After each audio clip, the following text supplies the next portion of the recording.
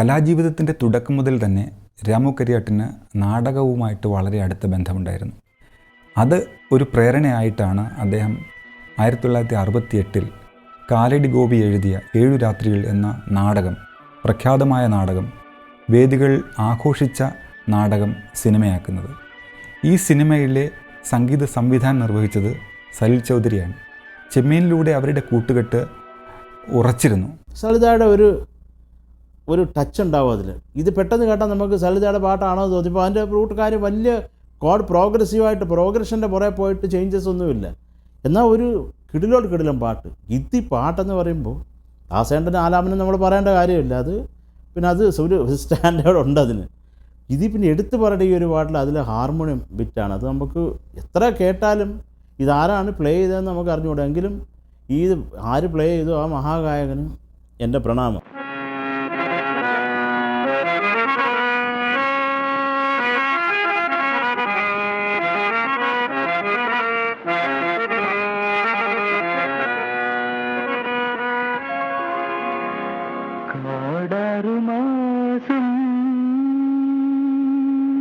നാടാറുമാസം കണ്ണീർക്കടൽ കരെ താമസം, കണ്ണീർക്കടൽ കരെ താമസം. ഈ വഴിയമ്പലങ്ങളിൽ ചിറകറ്റു വീഴും, വഴിയമ്പലങ്ങളിൽ ചിറകറ്റു വീഴും വാനമ്പാടികളല്ലോ ഞങ്ങൾ. കാടാറുമാസം നാടാറുമാറിക്കടൽ കരെ താമസം, കണ്ണീർക്കടൽ കരെ താമസം. വലജി ബേസ്ഡ് ആയിട്ടുള്ള നല്ലൊരു ഹിന്ദുസ്ഥാനി ഫീൽ, ഒരു ഗസൽ എന്ന് പറഞ്ഞാൽ പറ്റിയില്ലെങ്കിലും ഏകദേശം അങ്ങനെ ഒരു ഇത് എനിക്ക് തോന്നുന്നു. കുറേ കാലത്തിന് ശേഷം അങ്ങനെ ഒരു പാട്ട് മലയാള സിനിമയ്ക്ക്, പ്രത്യേകിച്ച് അതിൻ്റെ ഓർക്കസ്ട്രയിൽ ഹാർമോണിയത്തിനുള്ള പങ്ക് വളരെ സുപ്രധാനമായിട്ടുള്ളൊരു പങ്കുണ്ട്. ഇതൊക്കെ നമുക്ക് ആ പാട്ടിൻ്റെ കൂടെ ഈ ഹാർമോണിയം കൂടെയാണ് നമ്മുടെ മനസ്സിലുള്ളത്. വിളക്കുകൾ കൊളുത്താത്ത വീഥികൾ നിങ്ങൾ, വിളിച്ചാലും മിണ്ടാത്ത ദൈവങ്ങൾ.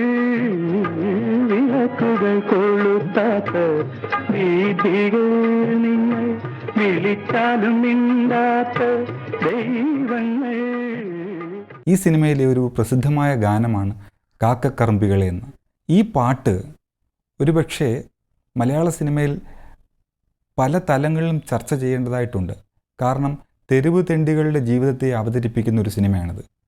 പുനരധിവാസം നമ്മുടെ നാട്ടിലെ ഒരു പുതിയ പ്രതിഭാസമാണ്. പക്ഷേ ദീർഘവീക്ഷണം ചെയ്തിരുന്നു രാമു കരിയാട്ട്. അതുകൊണ്ട് തെരുവിൽ ജീവിക്കുന്നവരെ എങ്ങനെ പുനരധിവസിപ്പിക്കണം എന്ന പ്രമേയം ചർച്ച ചെയ്യുന്ന ഈ സിനിമയിൽ കാക്കക്കറുമ്പികളെ പോലെയുള്ള ഒരു ഗാനം തീർത്തും പ്രസക്തമാണ്. കാക്കക്കറുമ്പികളെ, കാർമുകിൽ തുമ്പികളെ, മാനത്ത് പറക്കണ കൊടി കണ്ടോ, മാനത്ത് പറക്കണ കൊടി കണ്ടോ, മാനത്ത് പറക്കണ കൊടി കണ്ടോ, മാനത്ത് പറക്കണ കൊടി കണ്ടോ. കാക്കക്കറുമ്പികളെ, കാർമുകിൽ തുമ്പികളെ, മാനത്ത് പറക്കണ കൊടി കണ്ടോ, മാനത്ത് പറക്കണ കൊടി കണ്ടോ. പല പല ക്യാരക്ടേഴ്സ് പാടുന്നതായിട്ടാണ്. ആൻഡ് ഇവരൊക്കെ ഞങ്ങൾ അത് പ്രത്യേകം എടുത്ത് പറയേണ്ട വെച്ചാൽ ഒരു കൂട്ടായ്മയുടെ കാലമായിരുന്നല്ലോ പാട്ടുകൾ. എല്ലാവരും പ്രസൻ്റ് ആണല്ലോ, അവിടെ ട്രാക്കില്ലല്ലോ, ഓർക്കസ്ട്രയിലെ എല്ലാവരും. അപ്പോൾ അതൊരു രസം, ശരിക്കും രസമായിരുന്നു. ശ്രീലത, ദാസേട്ടൻ, ഞാൻ, ആൻഡോ.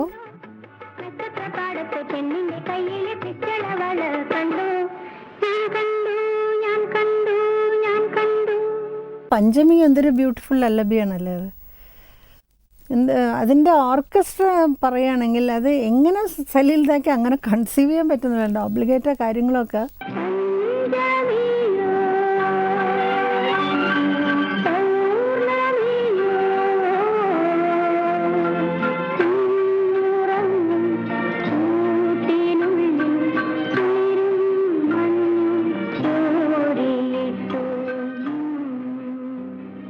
സൂപ്പർ പാട്ടാണ്. അതിൻ്റെ പ്രത്യേകിച്ച് ചരണത്തിലുള്ള കുരുകുരു സംഗതിയൊക്കെ എനിക്ക് കുറേ ഇഷ്ടമാണ്.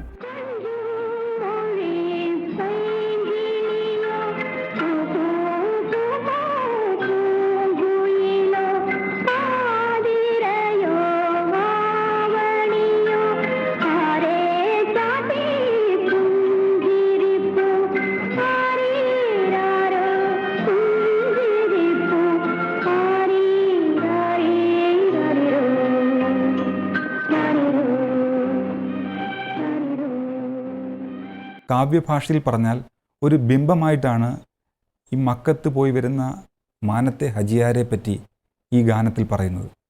ഇത് പ്രകൃതിയുടെ ഒരു വർണ്ണനയാണ്. ഈ ഗാനത്തിൻ്റെ അകത്ത് ഒരു ജീവിതമുണ്ട്. ഈ ജീവിതത്തെ ആവിഷ്കരിക്കുന്ന തരത്തിലാണ് അതിൻ്റെ ചിത്രീകരണവും വന്നിട്ടുള്ളത്. കാര്യമായിട്ടുള്ള വേറൊരു ഇന്നവേഷൻ എന്ന് വേണമെങ്കിൽ പറയാവുന്നത്, ഇപ്പോൾ ആ പടം തന്നെ എക്സ്പെരിമെൻ്റലാണ്. 7 രാത്രികൾ 18 ദിവസം കൊണ്ട് എടുത്ത പടമാണത്. പെട്ടെന്നൊരു പാട്ട് വേണ്ടി വന്നിട്ട് അത് വയലാർ ഫോണിൽ കൂടെ ലിറിക്ക് പറഞ്ഞ്, അപ്പോൾ അമ്മയെ കൊണ്ട് ട്യൂൺ ചെയ്യിച്ച്, ഒരു കാറിലിരുന്ന് അമ്മ ട്യൂൺ ചെയ്യുമ്പോൾ അങ്ങനെ പഠിച്ച് അങ്ങനെ അത് പാടി പിക്ചറൈസ് ചെയ്തു. കാരണം ഞാൻ എൻ്റെ ക്യാരക്ടർ ആയതുകൊണ്ട് എനിക്ക് പാടാമെന്നുള്ളതാണ്. അങ്ങനെ അതിന് ശേഷം ക്വാളിറ്റിക്ക് വേണ്ടി ഭരണിയിൽ അത് പാട്ട് ഡബ് ചെയ്തു. ഞാൻ എന്താ ബ്രത്ത് അനുസരിച്ച് നോക്കി പാടി. ഒന്ന് പ്രത്യേകം ശ്രദ്ധിക്കണം, അതിൽ ഓർക്കസ്ട്രയില്ല, ശ്രുതി താളം ഒന്നുമില്ല. അപ്പോൾ നമ്മൾ ശ്രുതി മനസ്സിലാണ്, ശ്രുതിയും താളമൊക്കെ.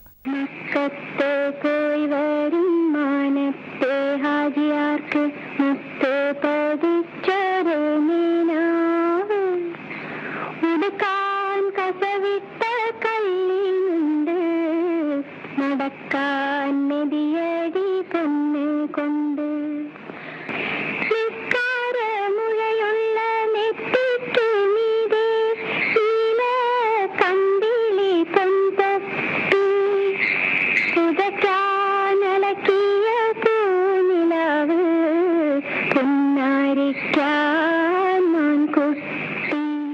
പിന്നെ സലീൽ ചൗധരി സാറിനെ ഞാൻ പിന്നെ കണ്ടപ്പോൾ ഞാൻ പറഞ്ഞു, സലീൽദാ പ്ലീസ്, അതിൻ്റെ പ്രത്യേകത അതിൻ്റെ ആ സിംപ്ലിസിറ്റിയാണ്, അത് അങ്ങനെ തന്നെ വരണമെന്നുള്ളത്. അപ്പോൾ എനിക്ക് അങ്ങനെ വളരെ അപൂർവം പാട്ടുകൾ അങ്ങനെ ഉണ്ടാവുള്ളായിരിക്കും ഡിസ്കിൽ. രാത്രി അത് ആ കോറസ് ലീഡ് ചെയ്യണത് P B Srinivasa.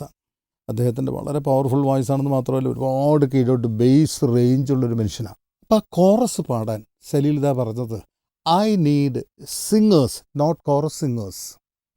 I need a set of singers, പാട്ടുകാരെ വേണമെന്നാണ്.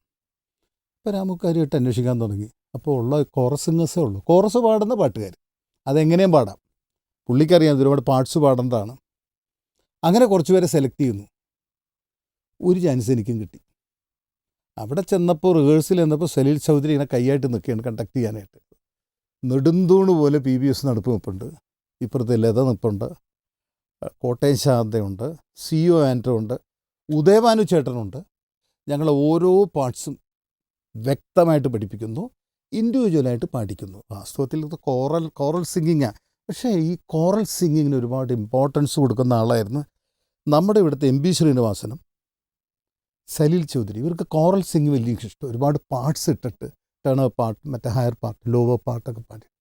ആ പാട്ട് നമ്മൾ ശ്രദ്ധിച്ചാൽ ടൈറ്റിൽ സോങ് ആണെങ്കിലും കംപ്ലീറ്റ് ഒരു പ്രത്യേകതരം രാത്രിയുടെ മൂടാണ്. രാത്രിയുടെ വിവിധ എന്താ പറയുക, ആ ഒരു എല്ലാ ഭാവങ്ങളും ഉൾക്കൊന്നൊരു പാട്ട് ഞാൻ എപ്പോഴും അഭിമാനത്തോടെ പറയാറുണ്ട്. അത് കോറസ് ആണെങ്കിലും അതിൽ പാടാൻ സാധിച്ചതിൽ ഒരു വലിയ ഭാഗ്യമായിട്ട് സലീൽദായെ ആദ്യമായിട്ട് ഞാൻ കാണുന്ന അപ്പോഴാണ്.